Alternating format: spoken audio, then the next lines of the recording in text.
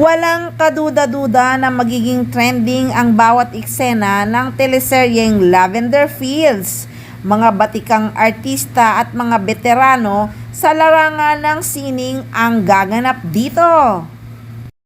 Ngayon pa lang ay kinikilabutan na sa sobrang excited ang mga fans sa pag-aabang ng full trailer ng Lavender Fields. Biro mo naman magsasama ang Asia's rising star na si Janine Gutierrez at ang pagbabalik ng Asian drama king sa primetime, Jericho Rosales. Asia's rising star, Janine Gutierrez. Ang pagbabalik ng Asian drama king sa primetime, Jericho Rosales.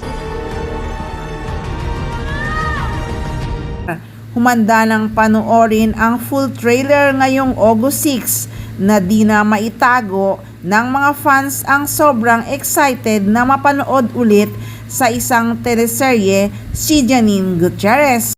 Pagkatapos kasi ng matagumpay na Dirty Linen ay hindi na muling napanood si Janine Gutierrez sa telebisyon. Pero naging busy naman siya sa paggawa ng mga movie.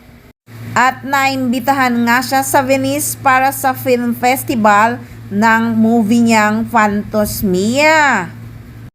Di kalidad talaga ang mga ginagawang mga projects ni Janine Gutierrez, kaya kabang-abang ang Lavender Fields.